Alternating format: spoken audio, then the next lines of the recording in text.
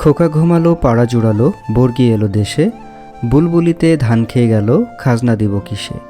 ধান ফোড়ালো পান ফোড়ালো খাজনার উপায় কি, আর কটা দিন সবুর করো রসুন বনেছি। দর্শক, এই যে পঙ্গক্তি বা যে ছড়া, এটার সাথে হয়তো আপনারা বেশ পরিচিত। আমরা আজকে আপনাদের সামনে ঠিক তেমন একটি ব্যাপার নিয়ে কথা বলবো। আপনারা হয়তো খেয়াল করে দেখতে পাচ্ছেন যে আমরা আজকে একটা রসুন ক্ষেতের উপরে কথা বলছি। এটা হচ্ছে বিনা চাষে যে রসুন বলা হয়, সেই রসুনের চাষ। আমরা আজকে যে ক্ষেতটা আপনাদেরকে দেখাচ্ছি এটা হচ্ছে নাটোরের গুরুদাসপুরের।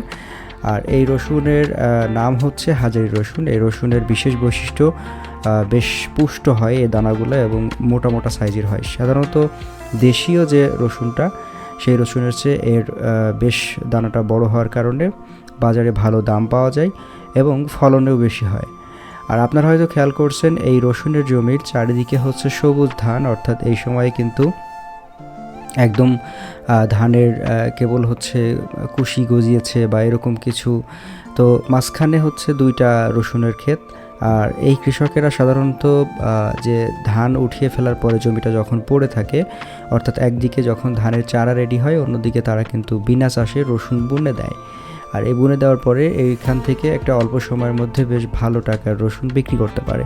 আপনারাও চাইলে এভাবে বিনা চাষে রসুন চাষ করতে পারেন, সেক্ষেত্রে অনেক লাভবান হওয়ার সুযোগ রয়েছে।